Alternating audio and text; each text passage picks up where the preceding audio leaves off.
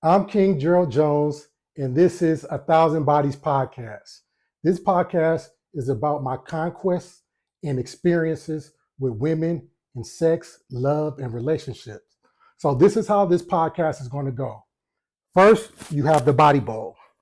This is the body bowl. I'm going to draw a name each episode out of the body bowl and talk about my experience, talk about the trials, the errors, the tribulations, the good things, the bad things, and anything that pertain with that story or with that experience. And it's going to be random. So as you can see, we got the people in here. They're actually numbered. So I'll pick a number and then reference the number. Like I said, it's random. We're also going to answer questions when people email, call, or whatever they do. We're going to answer questions.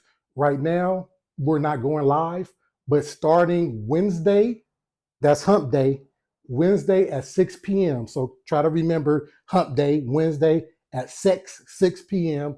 We're going to start going live, and that's going to be the broadcast of our new episode. I wanted to give episode 1 today because ironically, today is my 30-year anniversary of losing my virginity, September 22nd, 1994 at 3:47 p.m. And as a matter of fact, I'm going to tell you about my first experience in this.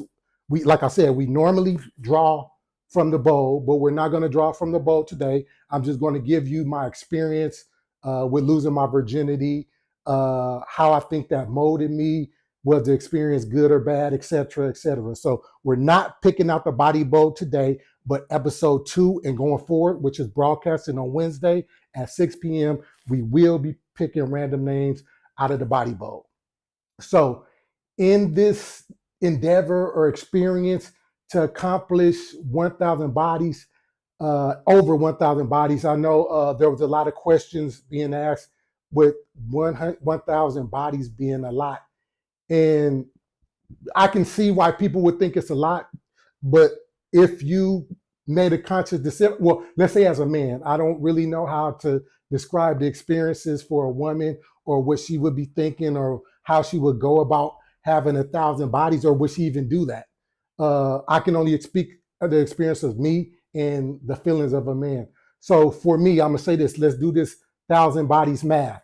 So 1,000 bodies. Let's take, like I said, 30 years that I've been having sex, that I've been sleeping with women. So if you take 1,000, let's do it on the phone, on the calculator.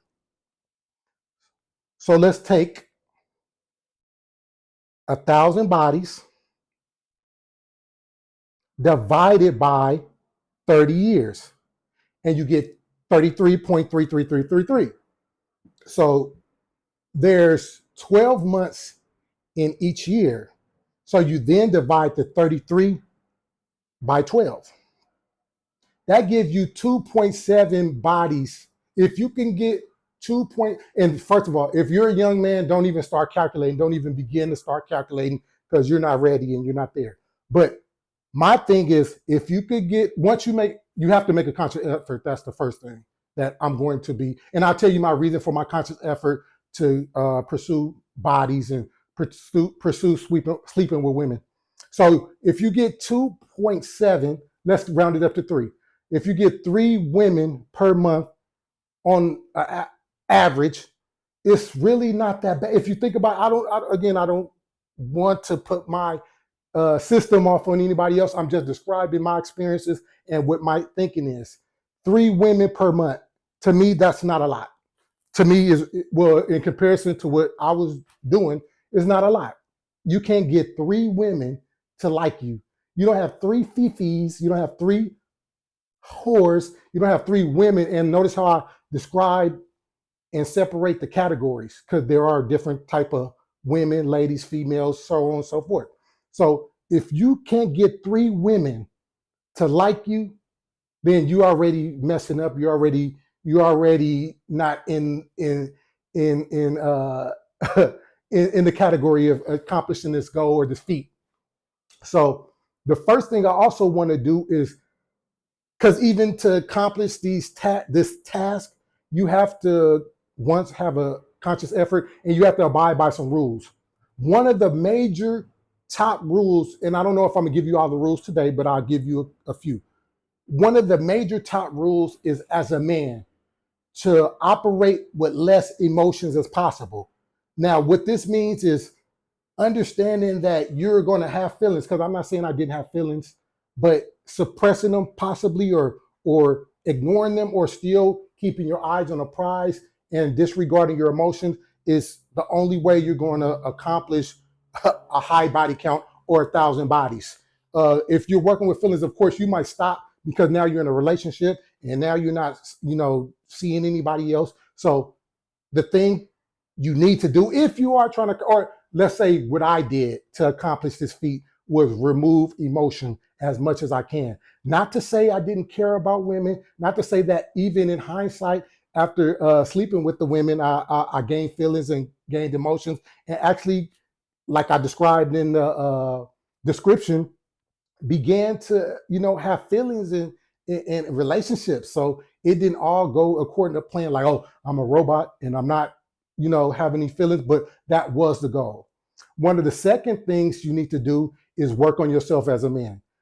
And you're working on yourself as a man, of course, to attract a woman, because who doesn't want, and when I say work on yourself, you're working on yourself mentally, you're working on yourself physically, and you're working on yourself financially. Those are the three attractions that you can see, or that are forefront when you're presenting these conquests. I'm gonna call them conquests, because mentally, if you don't have the knowledge, or even the offering to give a woman knowledge, if that's the kind of woman that you're attracting in this moment, if you don't have the ability to attract her mentally, you're not going to get her physically. So that's one of the major things you want to do, is work on yourself mentally, so that you can offer something. You can offer information. You can teach her something. Women love to be taught things. So that was one of the things I wanted to make sure that I did, was do the best as I can to educate myself, whether it be in education, whether it be in whatever field, but just have something that you could present mentally. I also named being on your stuff physically. So as you know, people are attracted to people physically. So one of the things I did and used to do, I don't quite do it anymore, because in hindsight of all of this, I'm kind of slowing down. And that's the whole thing of why I'm reflecting on this, because I'm really not into what I was doing before. So I don't have to be on my P's and Q's with weightlifting, or with exercising, with cardio, or working out. But if you are trying to accomplish these, or when I was trying to accomplish these feats or these bodies, I was working out. So you want to look, of course, attractive to the opposite sex. So the last thing I talked about was being financially, and well, I'm gonna say this last. So financially, of course, you want to do that. You want to be financially, so you can even take a woman on a date, or even be able to buy her things or whatever, if that's what you're trying to do. But all three of those things, also in hindsight, and I keep saying in hindsight because these are the things I had to reflect on after I accomplished over 1,000 bodies.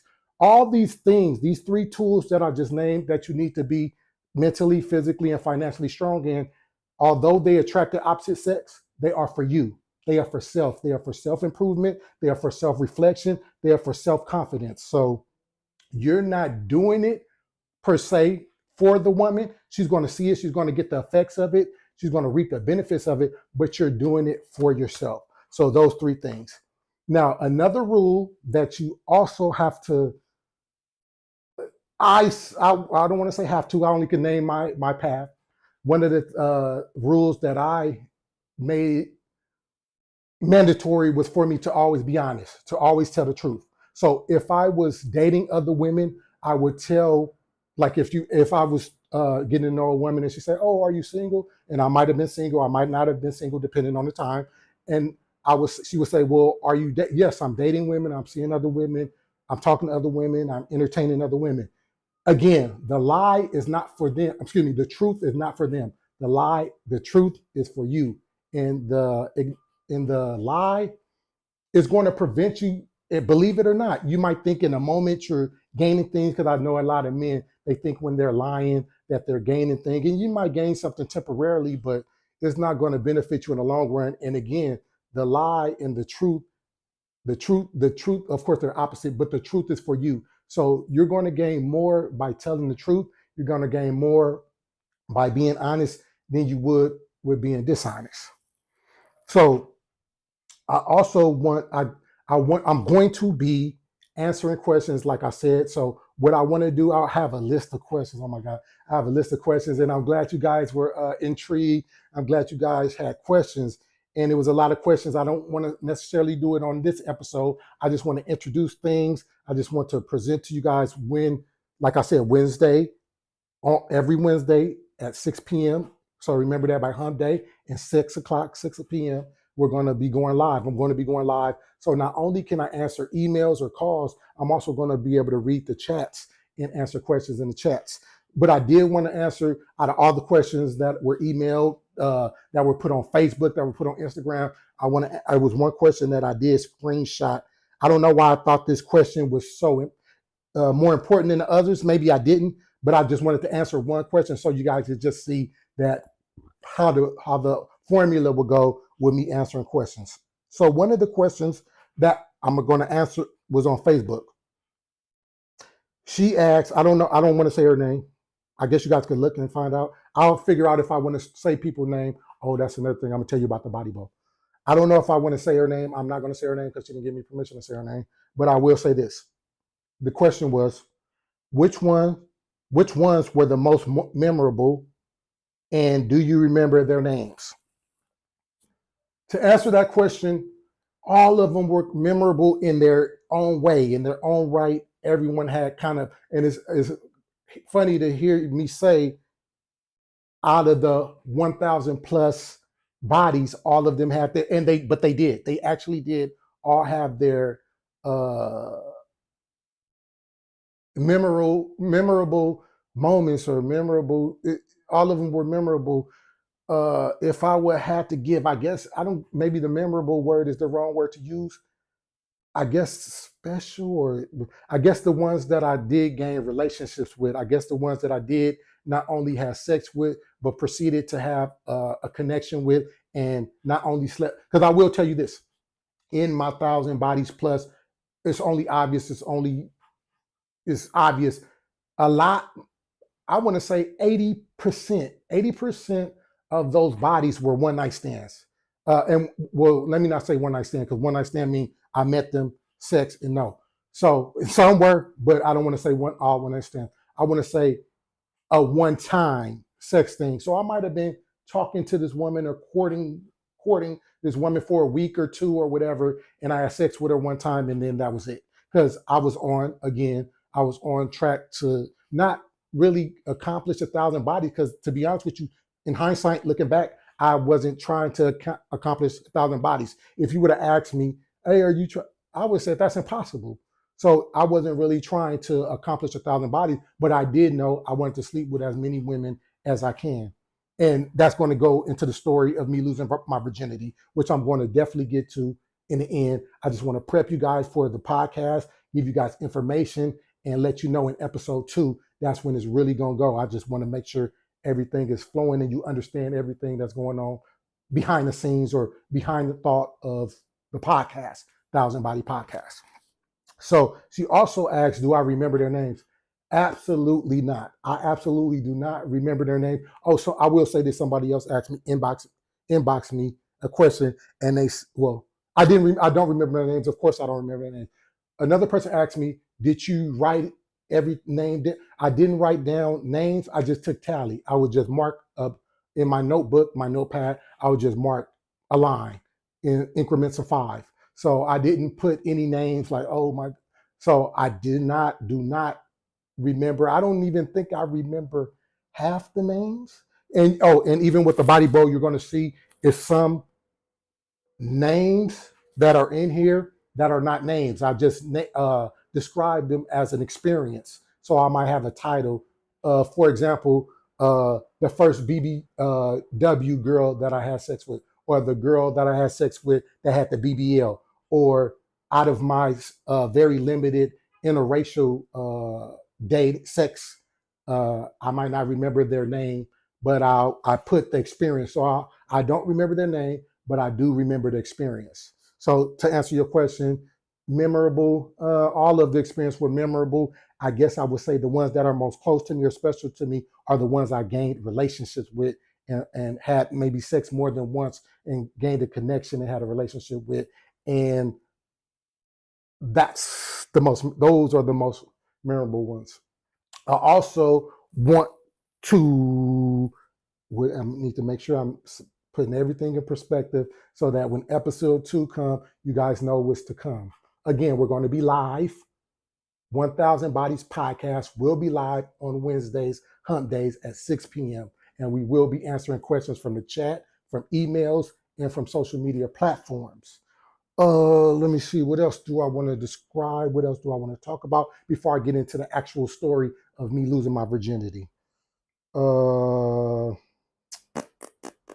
Let's see. We did the 1000 Bodies math. So that's three women. If you were on average, if you were trying to accomplish this in 30 years, on average, 3 women a month.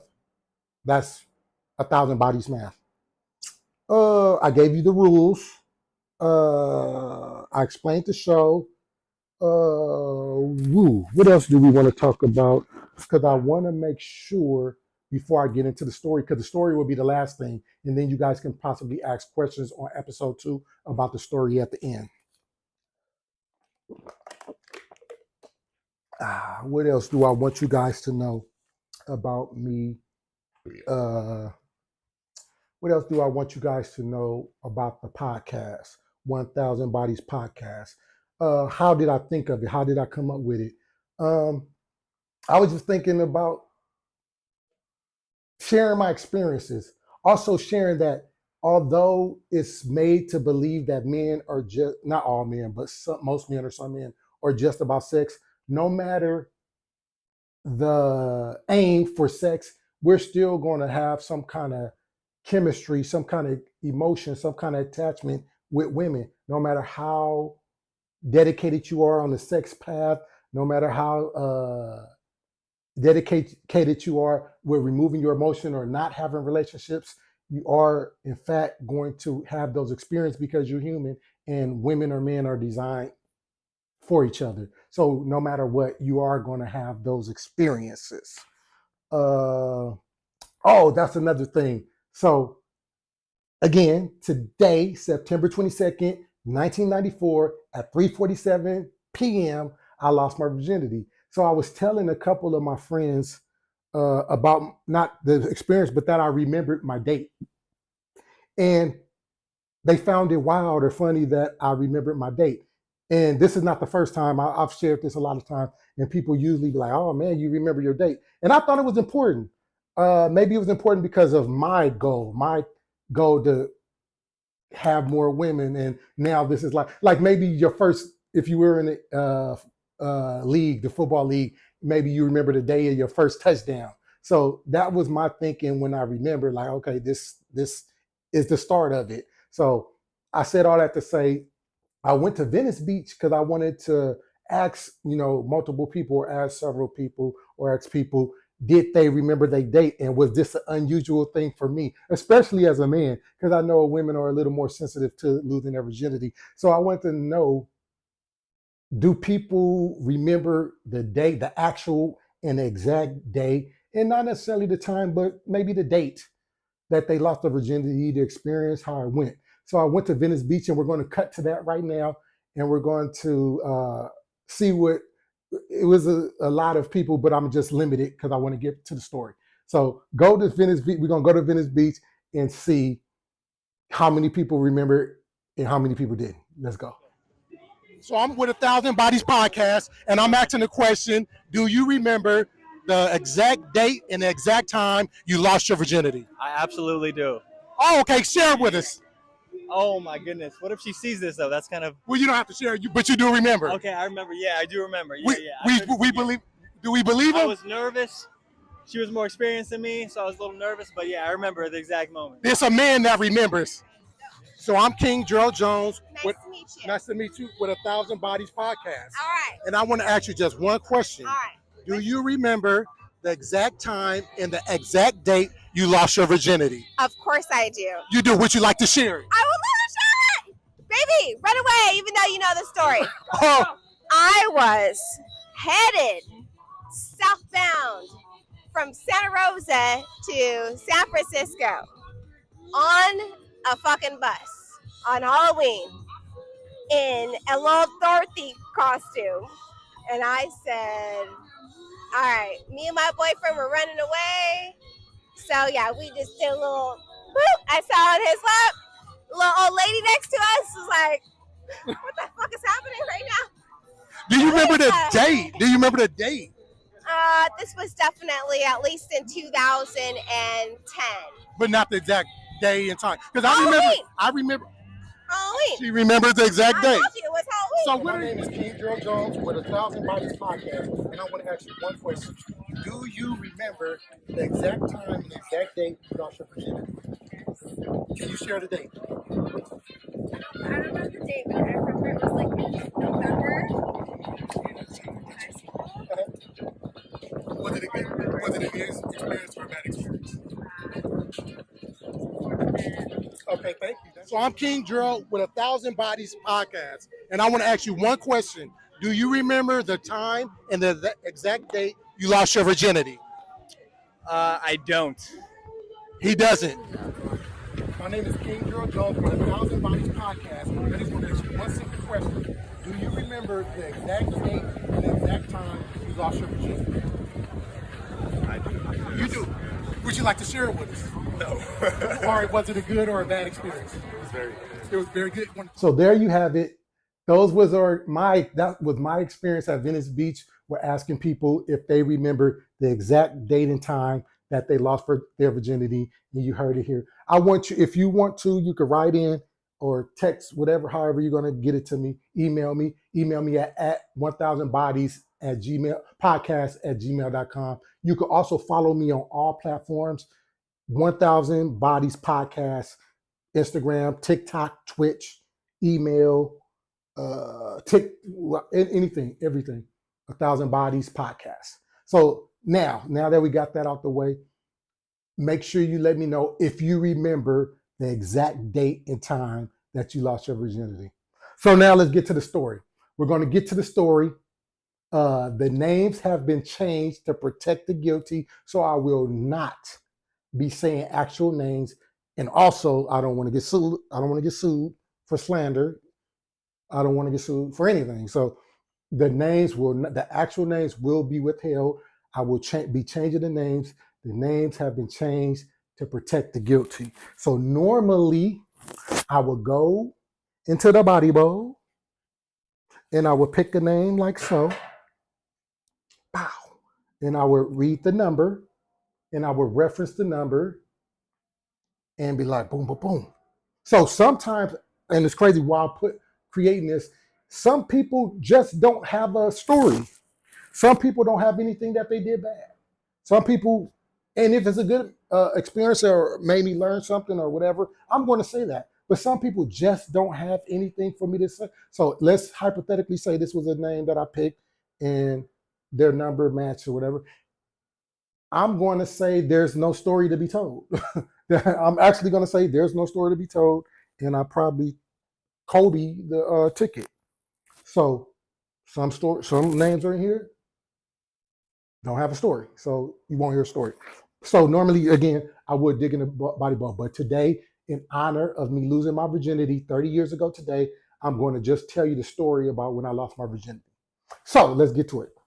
I was 14 years old. I was in the 9th grade at Dorsey High School in Los Angeles. It happened to be a minimum day, so it was a short day. And me and my boy had this it was this girl that stayed in the apartment that my homeboy lived in. And I don't know if they liked each other. I don't know. I think they did like each other. But the irony is when I came around, when I used to hang out, she started liking me. Well, I don't know. I can't really speak on what their relationship was or wasn't. I just know she started liking me as well, or started liking me. So I'm a virgin, and of course at 14, that's my, and I'm not really trying to lose my virginity because I have any kind of urges or anything. I just don't want to be the last one out of my crew to lose his virginity, or I don't want to. While my other friends are talking about having sex with girls, I don't want to, be over there in the corner looking stupid. So that was my goal. Not that I had any kind of out of body urges like, oh, I gotta have sex. It was just that I wanted to be cool and I didn't want to be the odd man out. So that was my goal for having sex. So again, back to the story. Um, I'm at my homeboy's apartment. So, and it's crazy. At the age of 14, we call it bash. So we're saying we're gonna try to bash this girl in the apartment. That I want to give her a name. If I think of it, I'll give her a name. If not, I'll just keep telling the story by saying she. So we want to bash this girl. So he was cooler with her. So he went to go talk to her and whatever the case. And supposedly she told him, yeah. So I was like, oh, what's up with me? Now, get this. We're two guys talking to this one girl. So this is basically, it's already abnormal for me. This is not a love thing. This is not a relationship thing. This is not, oh my God, I like her. I'm just trying to have sex with her. And not only am I trying to have sex with her, it's me and my homeboy trying to have sex with her at the same time. And not necessarily at the same time because we don't know this yet, follow the story, but we're trying to have sex with her. So he was like, yeah, I talked to her and she said, yeah, it's cool. And I was like, oh, that's cool. What's up with me? He was like, well, you better go ask her. You got to ask her yourself. And I'm like, oh man. So I'm nervous. But I'm gonna ask her because if she tell this guy, yeah, she about to tell me, yeah, that's my train of thought. So my cool little 14-year-old self, walk down the stairs, walk over to where she's at in the apartment or whatever. And I'm like, what's up? And she's like, what's up? Oh, and can I bash? That's what I said. That's what I said to the young lady, and that's all I had. Irony is, she said, yeah. So I'm like, oh man. So I'm like, okay, so I'm happy. I not skip literally, but I skipped back to my homeboy apartment. I'm like, yeah, she said, yeah, for me too. So we kind of like in that moment, kind of look at each other and realize like, hey, she's like about to have sex with both of us, I think, or what's happening. So she actually comes over to where we're at in the apartment and she's like, okay, where are we going to do this at? So immediately my brain is turning. I'm like, in my 14-year-old mind, I'm like, hey, she's kind of more on it than me or more advanced than me, or she's a hoe. I don't care though, because I'm going to use my protection and I'm about to get my little V took in or whatnot. So she says, oh, where are we going to do this? We don't have nowhere. We're not about to at her. She got her whole family at my homeboy got his family. So there's an empty apartment. Ironically, we call this the Bash house. There's an empty apartment. So we're like, oh, okay, we're gonna try to get into the empty apartment and see what's up. So she's like, okay, just let me know. And she's so cool and nonchalant about it. I think that might have molded me going forward to kind of, is it be attracted to women that were nonchalant about sex, or be attracted to women that didn't take sex so seriously, or didn't take, but this is still, again, even in this Thousand Bodies podcast, this is giving me a chance to be therapeutic with myself and learn and even talk it out and see, oh man, like, so I think that's why I'm kind of attracted to women that's like, okay, well, let's do what we do. And it's not too much put on it. Don't get me wrong. I understand there are some women that maybe take their sex seriously. It's still to be questioned because why would you have, never mind. We'll get to that later in the podcast, but some women that try or put on the image that they take their sex seriously. So I think that's why I'm attracted to women that don't take sex so seriously and literally and let it happen. If I'm attracted to you, you're attracted to me. Let's do what we do. There don't have to be any kind of emotion involved. There don't have to be any kind of barter. There don't have to be any kind of purchase. If I like you, you like me, whether it be physical or not. I think that's exactly why I'm attracted to that, because that's how I started out. So I go to the apartment where the bash house, the empty apartment, and it's locked. So of course, my horny dog, but I'm gonna get in this apartment. And we could literally say this is my first time breaking into a house or a residential burglary. So I see the blinds are open and the window is open, but it has like the little windows that that revolve. Or so I'm prying with a screwdriver the metal part so that I can slide the windows out. So I'm prying, prying this side, and slide the window out. Prying, slide the window out. When it's all said and done, I got it open into the window.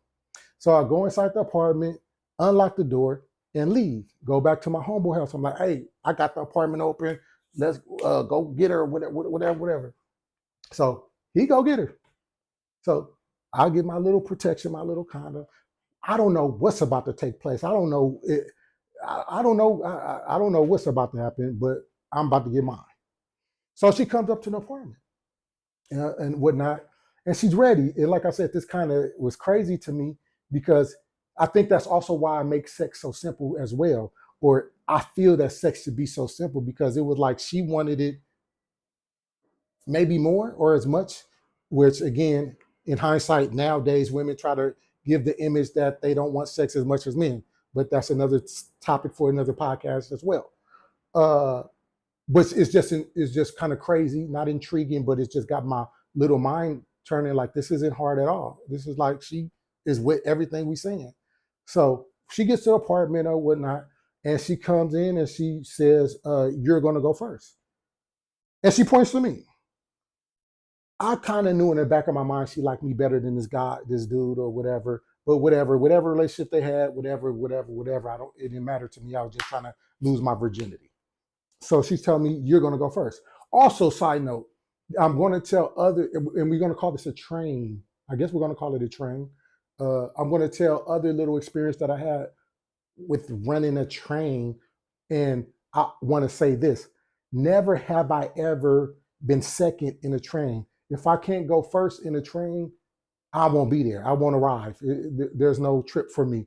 So although the experience on the whole is a train, I've never been in a train, or I'm the conductor, I'm the first car. I'm not the, what they call it, the boost car, what they call that shit. But I'm never going to do that. And I can't really remember no experiences that I had to turn down. But if they would have ever referred to me as going second, I just wouldn't have been in that experience. So although I have been involved in trains, I have always been first. So to me, it's not technically a train because I got my and got up out of there. So back to the story. So me and her go in the room. So I put my little protection on. We go in the room and we do what we're doing. As we're doing what we're doing, of course, it went by fast. It's really nothing to tell. There's really no story here. I just did what I did. The main story, the main situation, the main thing was in itself, the building up to. The actual sex was neither here or there. Again, that also maybe gives me a blanket of why I treat my sexual experiences how I do, where there was, even people ask me, they say, or I've had discussions where people would say, where I would say, all pussy is the same, or for the most part. Of course, it's not actually the same, but for the most part, to me, all vagina is the same for the most part. So there's nothing special. I think that when a man starts getting into those things, he gets lost into, that's a part of the emotion. You get lost into the vagina, and you might tend to put the vagina on a pedestal. I don't do that. For the most part, again, I understand the intricacies. One might be a little slightly wetter, and one might be slightly tighter, but for the most part, I'm going to nut. So I always say pussy is all the same to me because I'm going to come. So anyway, getting back to the story. So after we do our due, I'm excited. I'm ecstatic. I'm like, this is my, like I said, this is like my first touchdown in the NFL. So I get up, pants and boxers still around my knees, got the protection on. And so my homeboy's in the living room and me and her in the room. I ran out the room. I'm so excited. I'm so glad that I lost my virginity. I ran out the room with my drawers around my thighs and my pants around my, and I'm like, and I put my hands up. So my homeboy like, nigga, what is you doing? And I was like, that's when I realized I still got the condom on and my stuff out. But I'm so excited, and I don't know if other boys to men felt like that when they lost their virginity, but that's how I felt. I was just excited that, hey, I lost my virginity. Not that I thought I was a man now, but I've accomplished something that I've been trying to accomplish at 14. So again, I run out with my little junk out, protection on. And he's like, hey man, what? So he like get mad at me or whatever. So I leave. I leave or whatever. He go in the room. Do I want to tell? I guess is it my story to tell? I don't know if it's my story to tell, but I'm gonna share it because maybe that might have been his little thing where he wasn't quite comfortable with what was going on his damn self. He went in there with the girl in the room, stayed in there, whatever, come back, and she comes out first, and she looks at me and she's like, And I'm like, what is that? This is new to me, so I'm like, what's going on? She was like, he can't even get it up. He can't even get hard. Now, again, this might be because he was uncomfortable with it. This is his first experience too. So maybe he wasn't cool with being second. Maybe he wasn't cool with there being another man before him or there in the first place. So he needed to, I can't tell his story. I don't know what he needed to figure out or identify or whatever, but I knew I got mine and I was done. I was done with her. I was cool. I didn't need to sleep with her no more. And that's when I knew that I was on a conquest, because I didn't like her like that. I didn't care about her like that. She was cool, but it was no emotion attached to it. It was nothing attached to it. So it was cool for me to just split and look to my second conquest. But I was so excited and I enjoyed the experience. Maybe not the physical. As I got older, of course, I started enjoying the actual act. But in that moment, I think it was just more so about accomplishing the goal of losing my virginity. So that's that for today's episode. That's basically minus the beginning, how I was just prepping you guys and informing you about the podcast. But for the most part, that's how it's going to go, me telling stories. This was just a virginity story, but now jumping into adulthood within this body bowl, there are going to be stories with more meaning. This one probably was funny or lighthearted, but going into the body bowl, now I'm going to have more experience with more adults, women. Like I said, maybe the oldest woman that I slept with when I was 23 and she was 41.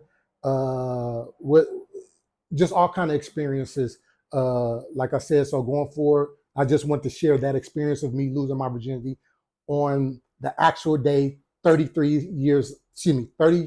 years later, after I actually had sex and lost my virginity. That's the only reason I shared that. But going forward, it's going to be more informative. Like I said, I'm going to talk about maybe my not so many experiences with interracial dating. I'm going to talk about my experience with a woman, not a woman. What's a few is three, several women with BBLs. I'm going to talk about my BBW experiences. I'm going to talk about my experience with my top 5 attractive women. I'm going to talk about my top 5 intellectual women, or that was able to connect with me on a more mental level. It's endless. It's endless. So that's our podcast for today. Again, we're going to be live starting Wednesday at 6 p.m. 1000 Bodies Podcast. Make sure you go to TikTok, Instagram, Twitch, and YouTube and follow at 1000 Bodies Podcast.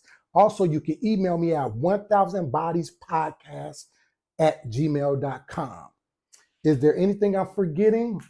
If there's nothing I'm forgetting, I hope you guys tune back in. And for episode 2, we're going to pull from the body bowl and we're going to get better at each episode, and we're going to learn something, and we're going to entertain, and we're going to enjoy ourselves. 1,000 Bodies Podcast, King Gerald Jones. Thank you.